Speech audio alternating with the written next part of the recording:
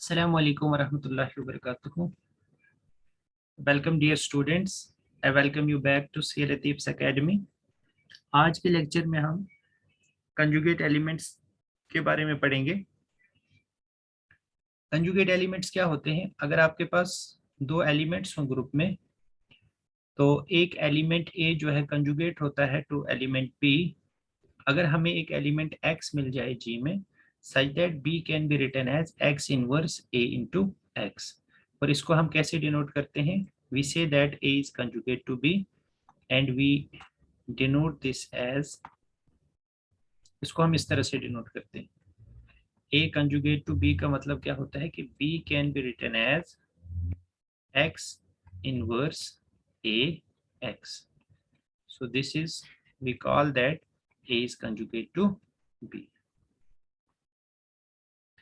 अब जो ये कंजुगेसी का रिलेशन होता है, यानी अगर एक एलिमेंट बी के कंजुगेट हो तो ये एक इक्विवेलेंस रिलेशन होता है। This is an equivalence relation, यानी ये रिफ्लेक्सिव रिलेशन भी होता है, सिमेट्रिक भी होता है, ट्रांजिटिव भी होता है। This is very easy to see, क्योंकि आप देख सकते हो कि ए को आप लिख सकते हो ऐसे, a can be written as e inverse a ई।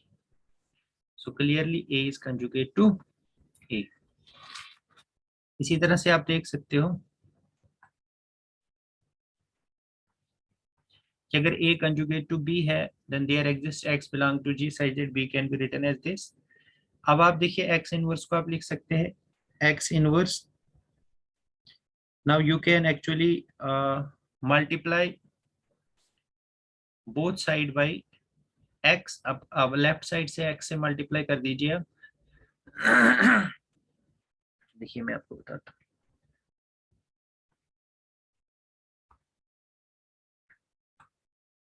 देखिए A is conjugate to B, so this means B can be written as X inverse AX। अब आप दोनों साइड x से मल्टीप्लाई कर दीजिए, क्या हो जाएगा X B, this is A X. अब आप दोनों साइड राइट से आप x इनवर्स से मल्टीप्लाई कर दीजिए, ये क्या हो जाएगा? ये हो जाएगा a x x inverse. So this is a and this is x b x inverse. मतलब आपने a को कैसे लिखा? a is written as x b x inverse. लेकिन x क्या है? x को आप लिख सकते हो x इनवर्स का whole inverse b x inverse. अब अगर x g का एलिमेंट है तो x इनवर्स भी g का एलिमेंट है, x इनवर्स को आप y लिख सकते हैं। So this can be written as y inverse b y। तो आपने a को लिखा as y inverse b y। So that means b is conjugate to a, क्योंकि आपने a को कैसे लिखा? y inverse b y।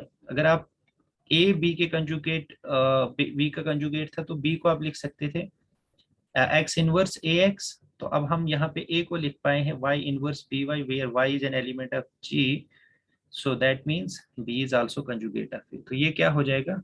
Symmetric. Similarly आप देख सकते हैं this is also transitive relation। if a is conjugate to b, b is conjugate to c, then we can prove that a is conjugate to c। तो एक चीज clear हो गई कि कंजुगेसी रिलेशन जो है ये एक इक्विवेलेंस रिलेशन है। सो लेट, अब देखिए जब भी हमारे पास एक इक्विवेलेंस रिलेशन होता है तो इक्विवेलेंस रिलेशन के करस्पॉन्डिंग हमारे पास एक इक्विवेलेंस क्लास मिल जाती है। इक्विवेलेंस क्लास को कैसे डिफाइन करते हैं? इक्विवेलेंस क्लास ऑफ ए आप ऐसे लिखिए या ऐसे लिखिए, CLA इक्विवेलेंस क्लास ऑफ ए। इसमें कौन से एलिमेंट्स आ जाते हैं? इसमें ग्रुप के वो वाले एलिमेंट्स आ जाएंगे जो किसके साथ रिलेटेड हैं? जो ए के साथ रिलेटेड है। मतलब इसमें ग्रुप के वो वाले एलिमेंट आ जाएंगे जो किसके कंजुगेट हैं? ए के कंजुगेट हैं। और ए के कंजुगेट कौन से होंगे? इस तरह के एलिमेंट्स y इनवर्स ए वाई टाइप के। जैसे आप देखते थे बी के कंजुगेट कौन से होते थे?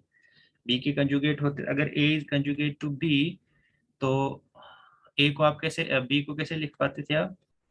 जो बी के कंजुगेट होते हैं उनको हम लिखते हैं, मतलब बी को हम लिख पाते थे A inverse sorry x inverse A X. अब यहाँ पे हमने देखना है वो वाले, हमने y ढूंढने हैं जो किसके कंजुगेट है? a के conjugate. we have to find those elements of group which are conjugate to A. That means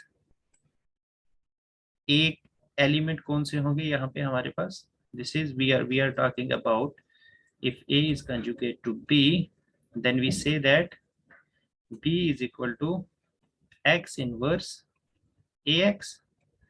तो अगर Y conjugate है A के, that means A is equal to, this is equal to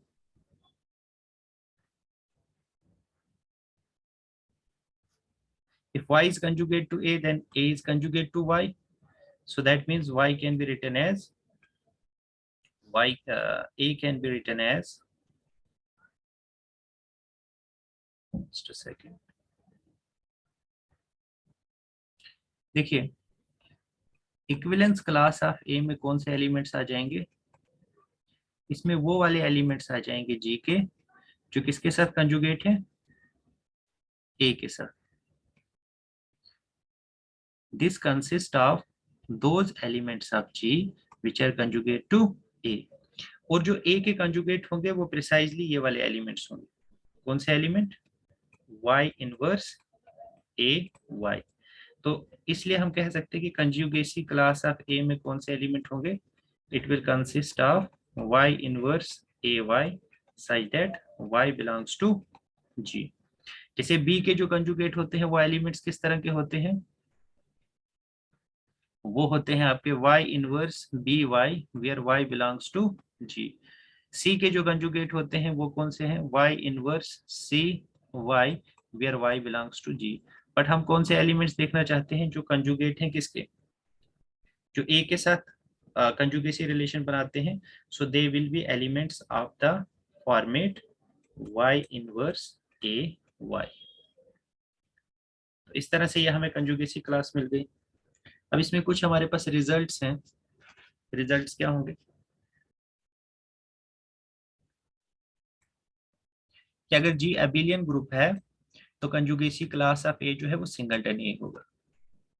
अगर जी क्या है, abelian group है, तो किसी भी एलिमेंट को अगर हम लेंगे जी से, उसकी अगर हम कंजुगेसी क्लास देखेंगे तो वो सिंगलटन ए हो जाएगा. जैसे आप एग्जांपल ले लीजिए z, z इज एबिलियन. तो इसमें आप किसी भी एलिमेंट की कंजुगेसी क्लास लेंगे, सपोज 1 की कंजुगेसी क्लास लेंगे तो वो 1 होगा, 2 की कंजुगेसी क्लास लेंगे तो वो 2 हो जाएगा. ठीक है. Similarly, you can talk about other elements. This is very simple to see because you can see that if G is an abelian group, तो conjugacy class of A जो है वो किसके इक्वल होता है, this is y inverse AY. क्योंकि ये abelian group है तो AY को आप YA लिख सकते हो. तो यहाँ पे आप देखिए y inverse y E हो जाएगा, तो EA is equal to A, तो ये सिंगलटन A हो जाएगा.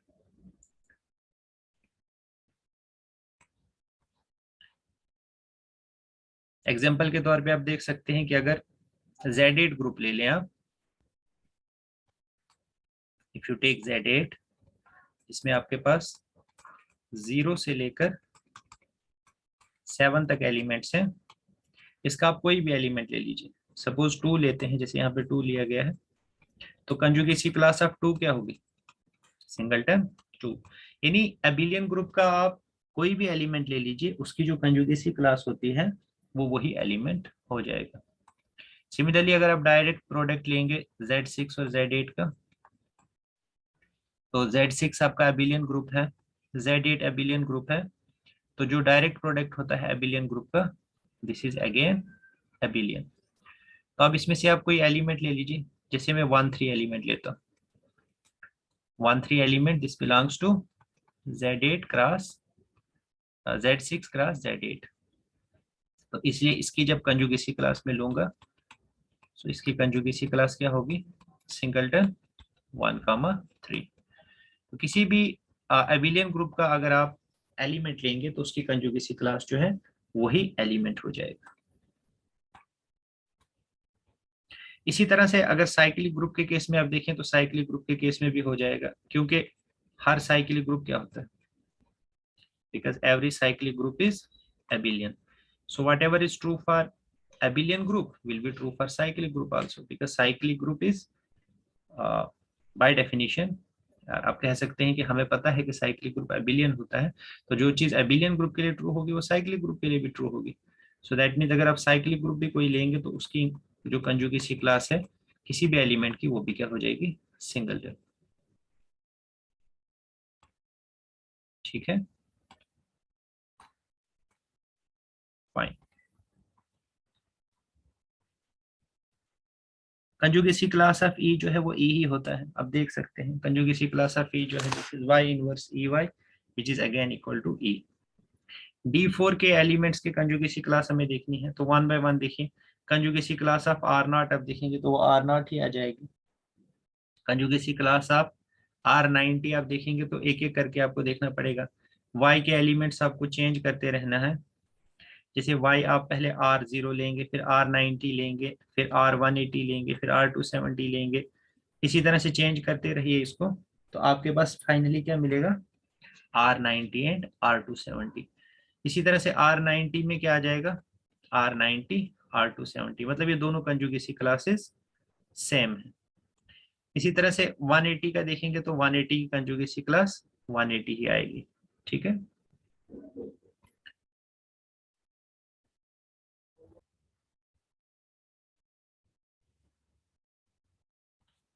इसी तरह से आप देखिए कंजुगेसी क्लास ऑफ एच जो है वो क्या होगी, दिस इज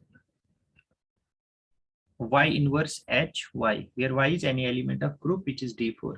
तो ऐसे ही करके आप देखिए, जब इसको पूरे को आप देखेंगे तो इसमें आ जाएगा आपका एच और वी। इसी तरह से एच में क्या आ जाएगा, एच और वी। तो ये इक्विवेलेंस क्लासेस भी जो है, ये कंजुगेसी क्लासेस भी सेम हो जाएंगी। इसी तरह से डी की इक्विवेलेंस क्लास में डी और डी डैश आ जाएगा, डी डैश की में भी डी और डी डैश आ जाएगा। तो कुल मिला के आप देखें तो D4 के पास कितनी कंजुगेसी क्लासेस होंगी, 5 कंजुगेट क्लासेस होंगी इसमें। ठीक है, इट हैज 5 कंजुगेट क्लासेस। अगर आप इनकी यूनियन करेंगे कंजुगेट क्लासेस की तो आपको पूरा का पूरा D4 देगा। वो तो हमने वैसे भी हमें पता है कि जो इक्विवेलेंस क्लासेस होती हैं वो पार्टीशन कर देती हैं। किसको पार्टीशन कर देती है, जो इक्विवेलेंस रिलेशन के अंडर हमें इक्विवेलेंस क्लासेस मिलती हैं उस पूरे सेट को क्या कर देती है, पार्टीशन कर देती है, जिस सेट के ऊपर हमने इक्विवेलेंस रिलेशन डिफाइन किया होता है। तो यहाँ पे जो इक्विवेलेंस रिलेशन है वो कंजुगेसी रिलेशन है। तो कंजुगेसी रिलेशन के अंडर जो हमें कंजुगेसी क्लासेस मिलेंगी वो पार्टीशन कर देंगे D4 को, यानी D4 को हम लिख सकते हैं यूनियन ऑफ दोज क्लासेस। तो एक चीज आपको ये नोट करनी है कि जो यूनियन होती है इन इक्विवेलेंस क्लासेस की वो पूरा का पूरा ग्रुप होता है। दैट मीन्स इनका जो ऑर्डर है, order of equivalence classes corresponding to different elements of the group, this is equal to order of group। मतलब जैसे आप देखिए R0 में जितने एलिमेंट्स होंगे प्लस R90 की इक्विवेलेंस कंजुगेसी क्लास में जितने होंगे, R180 की में जितने होंगे, H की में जितने होंगे, D यानी जो आपके पास डिस्टिंक्ट कंजुगेसी क्लासेस हैं उनका अगर आप सम लेंगे तो ऑब्वियस सी बात है, क्योंकि वो पार्टीशन कर रही है उस ग्रुप को, तो वो पूरा का पूरा जो ग्रुप का ऑर्डर होगा, जितने ग्रुप में एलिमेंट होंगे उतने ही उन सब के मिला के आपके एलिमेंट हो जाएंगे। अब ये जो कंजुगेसी क्लास होती है, कंजुगेसी क्लासेस जो होती हैं, इनको जो जो हम इस फॉर्मेट में लिखते हैं, this is called class equation. ये क्लास इक्वेशन हमें ये बताती है, एक एक तो हमें ये बताती है कि इसमें कितनी कंजुगेसी क्लासेस हैं, और हमें ये बताती है कि किस कंजुगेसी क्लास में कितने एलिमेंट्स हैं। तो इसकी कंजुगेसी इक्वेशन, इसकी क्लास इक्वेशन क्या हो जाएगी, 1 1 2 2 2। यानी मतलब यहाँ से हमें ये पता चल रहा है कि इसकी दो इक्विवेलेंस क्लासेस ऐसी हैं, मतलब दो कंजुगेसी क्लासेस ऐसी हैं जिसमें सिर्फ एक एक एलिमेंट है, और तीन कंजुगेसी क्लासेस ऐसी हैं जिनमें दो दो एलिमेंट्स हैं। और आप देख सकते हैं R0 वाली में एक होगा, R180 वाली में एक होगा, R90 वाली में 2 है, H वाली में भी 2 है, और D वाली में भी 2 एलिमेंट्स हैं। तो क्लास इक्वेशन हमें इसके बारे में कंप्लीटली बता देती है कि किस कंजुगेसी क्लास में कितने एलिमेंट्स हैं। तो ये आपकी क्लास इक्वेशन आ गई। इसी तरह से कंजुगेट क्लास ऑफ Q4 अगर आप निकालेंगे तो Cl1 जो है वो 1 हो जाएगा। -1 का देखेंगे तो -1 का 1 हो जाएगा। I के अंदर ये आ जाएगा, माइनस आई के अंदर भी ये आ जाएगा, जे के अंदर ये आएगा, के के अंदर ये आएगा। इसमें से जे और माइनस जे सेम, के और के माइनस के की सेम आ जाएगी। तो कुल मिला के इसमें कितनी कंजुगेसी क्लासेस होंगी? 1 2, डिफरेंट हमें देखनी है, 1 2 3 4 और 5। और इस 5 कंजुगेसी क्लासेस की जब आप यूनियन लेंगे तो ये पूरा का पूरा आपको Q4 देगा। और इनके हर एक कंजुगेसी क्लास के ऑर्डर का अगर आप इन सभी कंजुगेसी क्लासेस का ऑर्डर लेंगे, फिर उनका आप सम करेंगे तो आपको पूरे ग्रुप का ऑर्डर देगा। तो यहाँ पे देखिए इसकी क्लास इक्वेशन क्या बनेगी, 1 + 1 + 2 + 2 + 2 = 8। ठीक है। इसी तरह से क्लास इक्वेशन अगर S3 की फाइंड करनी है तो S3 की भी हम क्लास इक्वेशन फाइंड कर सकते हैं। इसमें हमारे पास 3 कंजुगेट क्लासेस मिलेंगी डिफरेंट। एक CLI मिलेगी हमें, 1 2 और 1 3 और 2 3 ये हमें सेम ही देंगी। और 1 3 2 जो होगी वो 1 2 3 और 1 3 2, ये 1 2 3 और 1 3 2, 1 3 2 एंड 1 2 3, ये दोनों इक्विवेलेंस क्लासेस जो हैं ये सेम ही देंगे हमें equivalence classes, this conjugacy classes. CLI जो है इसमें सिर्फ I होगा, और CL12 और CL13 और CL23 में इसमें ये तीनों आ जाएंगे एलिमेंट्स, 1 2 1 3 2 3। तो कुल मिला के जो डिस्टिंक्ट इक्विवेलेंस क्लासेस हैं वो 3 मिलेंगी हमें। एक में एक एलिमेंट होगा, एक में 2 एलिमेंट होंगे, और एक में 3 एलिमेंट्स होंगे। तो इसकी क्लास इक्वेशन क्या बनेगी, 1 + 2 + 3 = 6। सो this is the class equation of S3। Okay, so this is okay.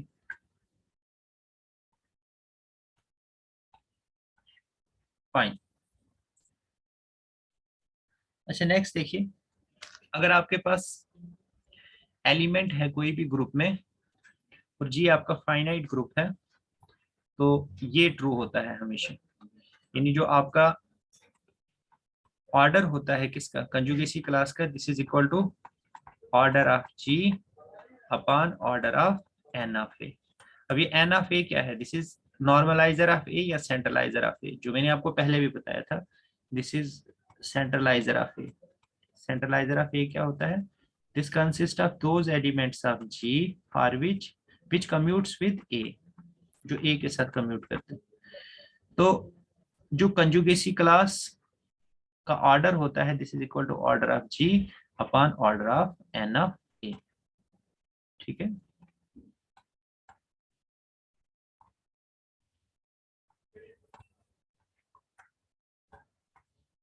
इसका स्टेटमेंट आपको सिर्फ याद रखना है।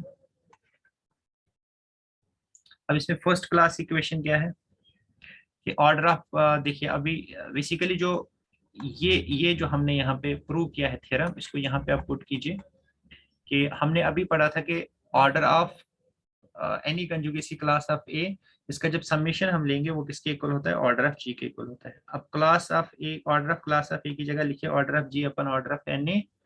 तो ये हो जाएगा आपका, किसका समेशन हो जाएगा, order of g upon order of N a. This is index of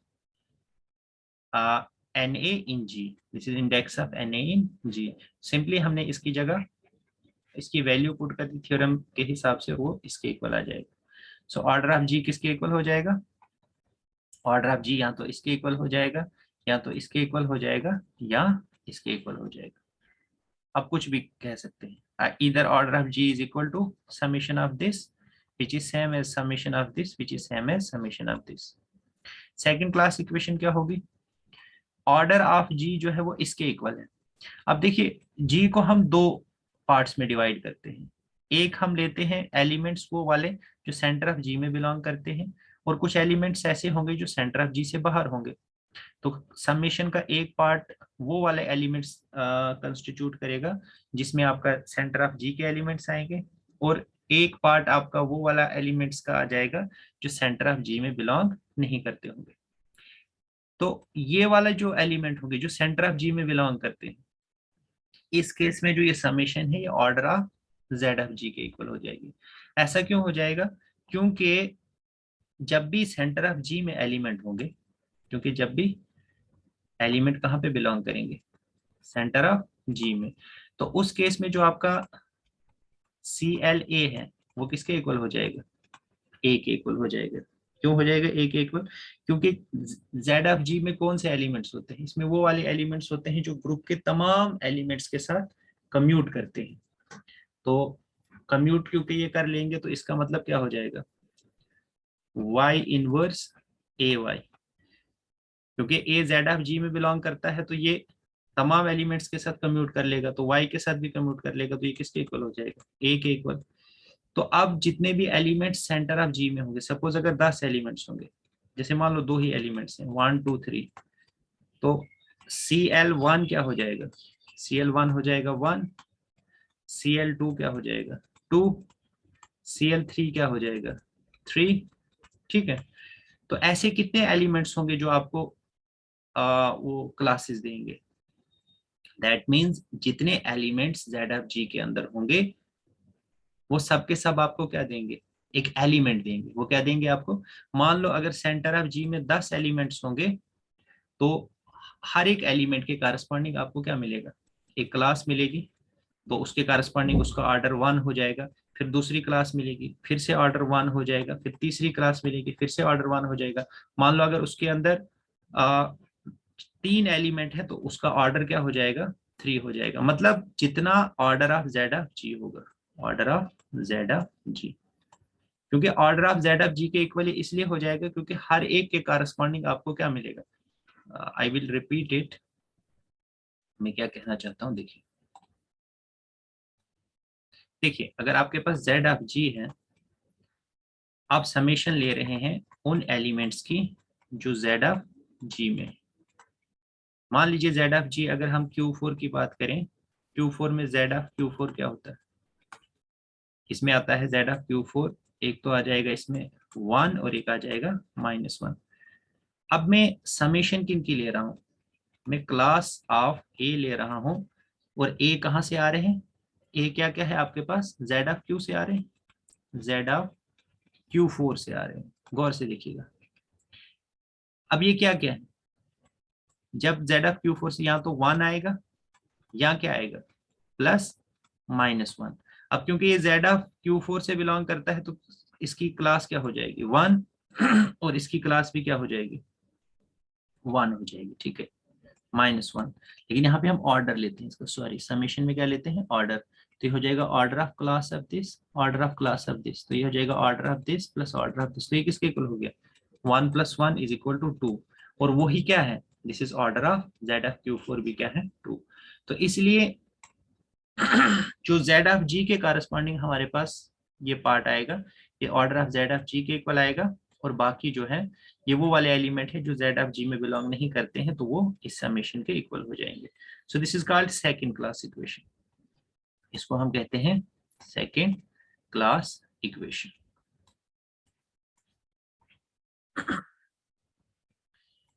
आज हम यहीं पे रखते हैं इसको, सेकंड क्लास इक्वेशन को। हालांकि मुझे आज इसको कंजुगेट एलिमेंट को खत्म करना था, थोड़ा थोड़ा सा मेरा स्केड्यूल जो है टाइट है, जिसकी वजह से मैं पूरा टाइम नहीं दे पा रहा हूँ। बट होपफुली जो कल का आपका लेक्चर है उसको मैं थोड़ा सा लंबा लेने की कोशिश करूंगा, और उसमें आपका जितना भी पार्ट है इसका ग्रुप थ्योरी का जो बचता है उसको कंप्लीट करेंगे।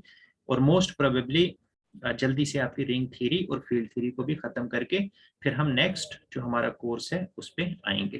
Thank you so much and have a nice day.